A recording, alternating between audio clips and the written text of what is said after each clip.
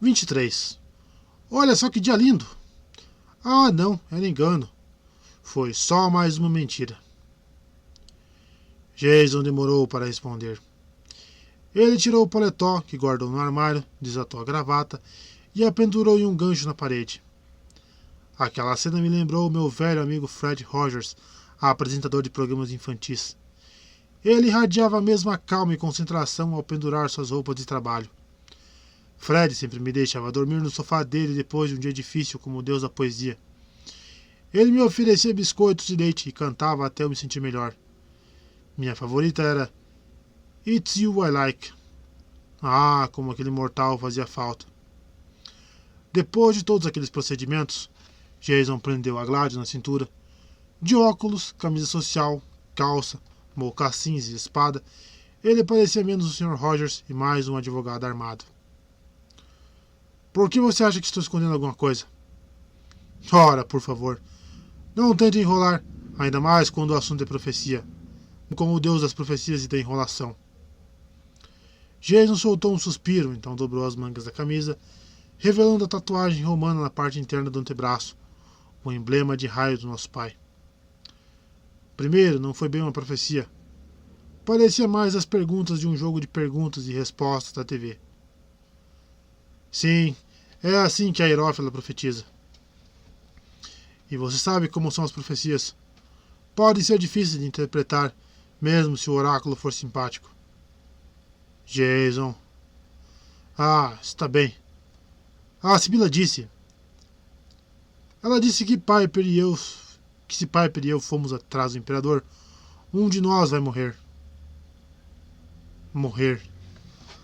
A palavra caiu entre nós com um baque, como um peixe estripado no balcão de cozinha. Fiquei esperando uma explicação. Jason encarava a base de isopor da maquete da colina dos templos, como se quisesse dar vida ao diorama com sua mera força de vontade. Morrer, repeti. É. Não foi desaparecer, nem voltar, não voltar, nem ser derrotado? Não, foi morrer. Ou, mais precisamente, 6 letras, começa com M. Não pode ser morder nem mandar? Ele ergueu uma das sobrancelhas louras e finas. Se forem atrás do Imperador, um de vocês vai mandar? Não, Apolo. Só podia ser morrer. Mas mesmo assim isso pode significar muitas coisas. Pode ser uma viagem ao mundo inferior. Ou pode ser uma morte como a de Léo, que voltou à vida na mesma hora. Pode ser... Agora é você quem está enrolando, argumentou Jason. A Sibila falou de morte, final, real, sem replay, só estando lá para ver. Ela falou de um jeito, a não ser que você tenha um frasco de cura do médico sobrando.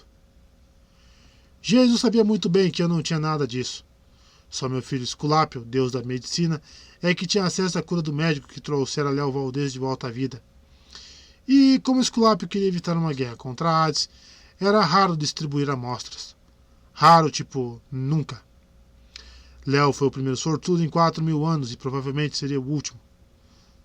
Mas, mesmo assim, busquei teorias alternativas e brechas para a interpretação.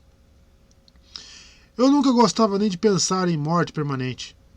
Como imortal, aquilo era oposto à minha consciência. Por melhor que pudesse ser após vida, e olha que a maioria não chegava nem a ser boa, viver ainda era melhor. O calor do sol de verdade, as cores vibrantes do mundo lá em cima, a comida. Olha, sério, nem os Campos Elíseos eram melhores. O olhar de Jason era implacável.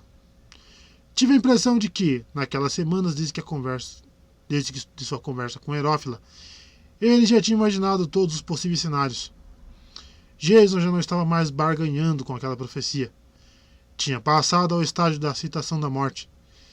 Ele aceitara na mesma medida que Piper McElhinney tinha aceitado Oklahoma. Eu não gostava nada disso. A calma de Jason me lembrou outra vez de Fred Rogers, mas de um jeito meio exasperante. Como alguém podia ser assim, aceitando as coisas e mantendo a cabeça no lugar o tempo todo? Às vezes, eu só queria que ele ficasse com raiva, que gritasse e esperneasse chutando os mocassins para o outro lado do quarto. Vamos supor que você esteja certo. Por que não contou a verdade a Piper? Você sabe o que aconteceu com o pai dela? Jason examinou os calos nas mãos, prova de que não tinha parado de praticar com a espada. Ano passado, quando salvamos do gigante do fogo, lá no Monte Diablo, a cabeça do Sr. McLean não ficou nada bem. Agora, com o estresse da falência e tudo mais, dá para imaginar o que aconteceria se ele perdesse a filha também? Eu me lembrei do astro de cinema desgrenhado andando de um lado para o outro na frente da casa, procurando moedas imaginárias. Sim, mas não dá para saber como a profecia vai se desenrolar. Eu não posso deixar que ela se desenrole com a morte de Piper. Ela e o pai estão prontos para sair da cidade, agora no fim de semana. Na verdade, ela... Não sei se dá para dizer que está empolgada, mas está no mínimo aliviada por sair de Los Angeles. Desde que nos conhecemos, tudo o que ela queria era ter mais tempo com o pai. E agora eles têm a chance de recomeçar. Piper pode ajudar o pai a levar uma vida mais tranquila. E talvez possa encontrar um pouco de tranquilidade para si mesma. A voz dele falhou, provavelmente por culpa, ou talvez fosse arrependimento ou medo. Você queria que ela saísse da cidade em segurança, deduzi, e depois iria sozinho atrás do imperador. Jason deu de ombros. Bem, eu estaria com você e com Meg. Eu sabia que vocês viriam atrás de mim, já que Herófila me contou. Se você tivesse esperado mais uma semana. E aí? Você ia deixar a gente saltitar alegremente até sua morte? E como isso afetaria a tranquilidade de Piper quando ela descobrisse? Jason ficou com as orelhas vermelhas. Só então reparei como ele era jovem. Tinha no máximo 17 anos, o que era mais velho do que minha forma mortal, é verdade, mas não muito. Ele tinha perdido a mãe. Depois ainda tinha sobrevivido ao treinamento puxado de Lupa, a deusa loba, e crescido com a disciplina da 12ª Legião no acampamento Júpiter. Tinha lutado contra gigantes e titãs e ajudado a salvar o mundo pelo menos 2 vezes. Mas, pelos padrões mortais, nem era adulto. Não tinha idade para votar ou sequer para beber. E apesar de toda essa experiência, será que era justo esperar que ele raciocinasse friamente e considerasse os sentimentos de todos enquanto ainda ponderava sobre a própria morte? Tentei suavizar o tom. Você não quer que Piper morra, eu entendo. Ela também não iria querer que você morresse. Mas evitar profecias não dá certo. E muito menos guardar segredos de amigos, principalmente segredos mortais. Nossa tarefa é enfrentar Calígula juntos, roubar os sapatos daquele maníaco homicida e fugir sem a palavra de 6 letras começando com M. A cicatriz no canto da boca de Jason tremeu. Mandão? Ah, você é ridículo, protestei. Mas a piadinha dissolveu um pouco da tensão que me assolava. Está pronto? Ele olhou para a foto da irmã Thalia e para a maquete da Colina dos Templos. Se alguma coisa acontecer comigo... Pare com isso. Se alguma coisa acontecer e eu não puder cumprir a promessa que fiz a Simopoleia... Você pode levar meu projeto para o acampamento Júpiter? Ou os desenhos dos novos templos nos 2 acampamentos estão ali na prateleira. Você mesmo vai levar isso para lá, insisti. E seus novos santuários vão honrar os deuses. Vai ser um sucesso. É um projeto honrado demais para falhar. Ele tirou um caco de vidro do hotel de Zeus. A honra nem sempre importa. Pense só no que aconteceu com você. Já conversou com nosso pai desde... Ele teve a decência de não continuar. Desde que você caiu numa lixeira no corpo de um gorducho de 16 anos, sem nenhuma habilidade. Engoli em seco, sentindo aquele gosto de cobre no ar. As palavras do meu pai ribombaram nas profundezas de minha pequena mente. Sua culpa, sua punição.